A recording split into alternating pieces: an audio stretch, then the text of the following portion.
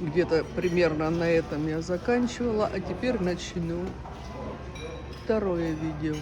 Да, классно. Можно в вагончике есть, я уже упоминала. Ну, это вот как бы главная комната ресторана. Кстати, в здании старой школы.